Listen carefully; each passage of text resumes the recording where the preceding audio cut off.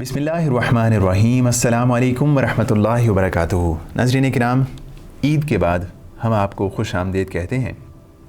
आपने रमज़ान गुज़ार लिया और ईद की खुशियाँ भी देख लीं।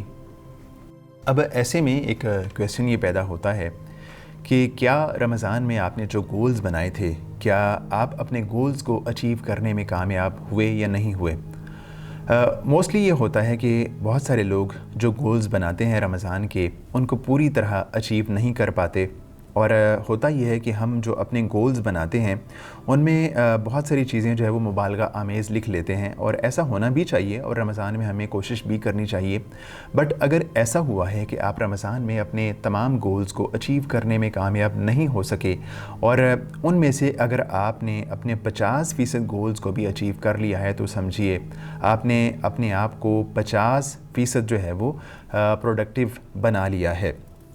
ऐसे में जब रमज़ान गुज़र चुका और ईद भी गुज़र चुकी, तो एक सवाल ये पैदा होता है कि रमज़ान के बाद हम अपने आप को किस तरह प्रोडक्टिव रख सकते हैं, और किस तरह जो है वो हम अपना जो रमज़ान के असरात हैं उनको अपने आप पर बाकी रख सकते हैं। इस हवाले से पहली बात ये है, पहली जो टिप मैं आपके सामने रखना चाहता हूँ वो ये है कि रमज़ान के बाद अपने आप को प्रोडक्टिव रखने के लिए आपने क्या करना है। आपने अल्लाह ताला से मुस्तकिल दुआ करनी है। देखें, रमज़ान के बाद रमज़ान के असरात आप पर ख़त्म करने के लिए अब शैतान बहुत ज़ोर लगाएगा। आपको उस स्पिरिचुअलिटी से, रूहानियत से निकालने के लिए शैतान ने पहले से ज़्यादा कोशिश करनी है, क्योंकि रमज़ान में वो कैद रहा। अब रमज़ान के बाद वो आज़ाद हुआ है, तो उसने कोशिश करनी है कि आपको आपके रूहानियत के असर से बहुत जल्दी बाहर ले जाए। तो इसका एक तरीका ये है कि आपने अपने आप को प्रोडक्टिव रखने के लिए अल्लाह ताला से मुस्तकिल दुआ करनी है। अल्लाह के रसूल अलैहिस्सलातु वस्सलाम ने दीन पर साबित कदम रहने के लिए एक बहुत प्यारी दुआ सिखाई है। अल्लाह के रसूल फरमाते हैं कि अल्लाहुम्मा या मुसब्बितल क़ुलूब सब्बित क़ल्बी अला दीनिक। ए दिलों को साबित कदम रखने वाले, मेरे दिल को दीन पर साबित कदम रख। तो अगर आप रमज़ान के बाद अपने आप को प्रोडक्टिव रखना चाहते हैं, प्रोडक्टिव रहना चाहते हैं, तो अल्लाह ताला से ये दुआ कसरत से कीजिए, या मुसब्बितल क़ुलूब सब्बित क़ल्बी अला दीनिक। इस दुआ को कसरत से अपनी ज़िंदगी का लाज़मी हिस्सा बनाइए। पहली बात ये है। दूसरी बात यह है कि आपने करना ये है कि आपका जो इन्वायरमेंट है, आपका जो माहौल है, आपने उस पर एक ख़ास नज़र रखनी है। देखिए, रमज़ान के बाद शैतान ने एक काम ये करना है कि रमज़ान में आपका जो एक इन्वायरमेंट चेंज हुआ, आपके दिल में जो तब्दीली वाक़ई हुई, शैतान ने एक बड़ा काम ये करना है कि उसने कोशिश करनी है कि आपको दोबारा उसी इन्वायरमेंट में वापस ले जाए जिस इन्वायरमेंट के आदी आप रमज़ान से पहले थे।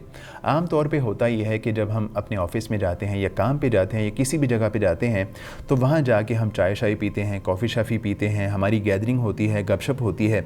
तो होता ये है कि इस गैदरिंग में, इस गपशप में और इस चाय शाय पीने में हम बहुत सारी जो है वो बातें करते हैं, ऐसी बातें करते हैं जो अल्लाह ताला को नाराज़ करने वाली होती हैं। और बसा औक़ात ये होता है कि हम अपनी नमाज़ें भी ज़ाय कर देते हैं उस गैदरिंग में।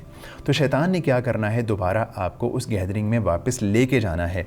तो आप कोशिश कीजिए कि अपने आप को ऐसी गैदरिंग से बचाइए जिसमें ऐसी बातें होती हों जिनमें अल्लाह ताला की नाफरमानी होती हो। आपने कोशिश करनी है कि अपने एनवायरनमेंट पे एक ख़ास नज़र रखनी है, अपने आप को इस तरह की सिटिंग से, इस तरह के मजलिस से बचा के रखना है। देखें, जो आपके दोस्त अहबाब हैं, आप अगर उनके साथ मजलिस करना चाहते हैं, गैदरिंग करना चाहते हैं, तो आप कोशिश कीजिए कि उनको अपने रंग में रंग लें।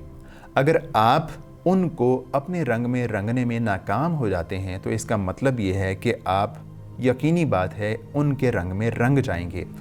अगर आप उनको अपनी अच्छी बातों के साथ जो है वो मुतासिर नहीं करते, तो इसका मतलब ये है कि आप उनकी बुरी बातों से मुतासिर होने वाले हैं।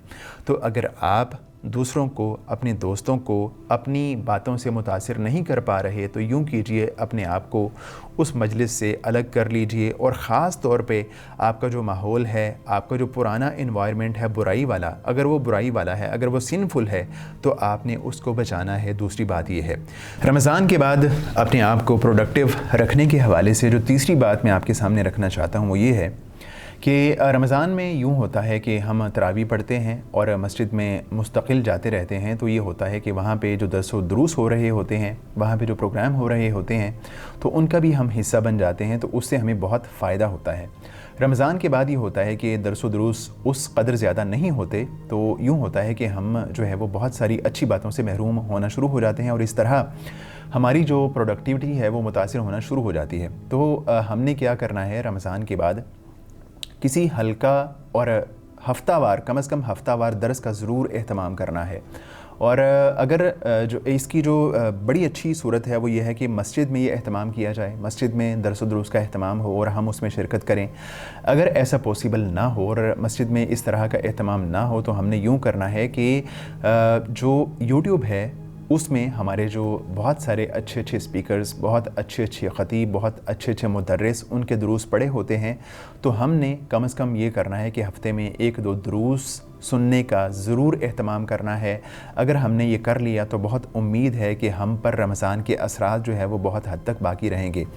اس کے حوالے سے جو آخری بات میں آپ کے سامنے رکھنا چاہتا ہوں وہ یہ ہے کہ آپ نے رمضان کے بعد بھی ایک شیڈول بنانا ہے، اپنی عبادات کا شیڈول بنانا ہے اور اس شیڈول کو فالو کرنے کی پوری کوشش کرنی ہے۔ دیکھیں، آپ یوں کریں کہ رمضان میں آپ نے جتنی عبادات کی، آپ کوشش کریں کہ رمضان گزرنے کے بعد ان کا 1/3 ضرور اپنی زندگی کا حصہ بنا کے رکھیں۔ مثال کے طور پہ اگر آپ نے 8 رکعت تراویح پڑھی ہیں رمضان میں، تو آپ یوں کریں کہ رمضان کے بعد 2 یا 4 نوافل پڑھنے کا ضرور اہتمام کریں۔ آپ نے جتنا صدقہ کیا، آپ نے جتنے اذکار کیے، آپ نے جتنی عبادات کی، جتنا قرآن پڑھا، کوشش کیجئے کہ ان کا 1/3 رمضان کے بعد بھی ضرور اپنی زندگی کا حصہ بنا کے رکھیے اور اس کیجول کو ضرور کاپی کرنے کی کوشش کیجئے۔ آپ رمضان میں جتنا قرآن پڑھتے رہے، ممکن ہے رمضان کے بعد آپ اتنا قرآن نہ پڑھ سکیں، اور اگر آپ نہیں پڑھ سکتے تو آپ اتنا ضرور کریں کہ اس کا 1/3 ممکن نہیں ہے کہ رمضان میں آپ جتنا قرآن پڑھتے رہے رمضان کے بعد بھی آپ اتنا قرآن پڑھیں گے، لیکن آپ یہ ضرور کیجئے کہ رمضان کے بعد آپ جتنا بھی قرآن پڑھیں اس میں ایک کنسسٹنسی لے کے آئیں، مستقل مزاجی کے ساتھ جتنا بھی قرآن پڑھیں مستقل مزاجی سے پڑھیں، جتنے بھی اذکار کریں مستقل مزاجی سے کریں، کیونکہ اللہ کے رسول علیہ الصلوۃ والسلام کا فرمان ہے کہ احب الاعمال الی اللہ ادومها وان قل، اللہ تعالیٰ کے ہاں پسندیدہ اعمال وہ ہیں جو مستقل مزاجی سے کیے جائیں، چاہے وہ تھوڑے ہی ہوں۔ تو اپنے مزاج میں کنسسٹنسی لے کے آئیے، مستقل مزاجی لے کے آئیے۔ تو یہ جو باتیں ہیں، 4 باتیں جو میں نے آپ کے سامنے پیش کی ہیں، جو ہم نے ڈسکس کی ہیں، اور جو ٹپس ہم نے آپ کے سامنے پیش کی ہیں، ان کے حوالے سے رمضان کے بعد اپنی تیاری کو اسی طرح جاری و ساری رکھیے۔ بہت امید ہے کہ اللہ تعالیٰ آپ کو رمضان کے بعد بھی پروڈکٹیو رکھے گا اور آپ کی زندگی اسی طرح آرام سکون کے ساتھ جو ہے وہ پوری ہوتی جائے گی، اور انشاءاللہ جب اختتام ہوگا زندگی کا تو جنت ہماری منتظر ہوگی۔ اللہ تعالیٰ سے دعا ہے کہ اللہ تعالیٰ ہمیں اس جنت کا وارث بنا دے۔ وآخر دعوانا ان الحمد للہ رب العالمین۔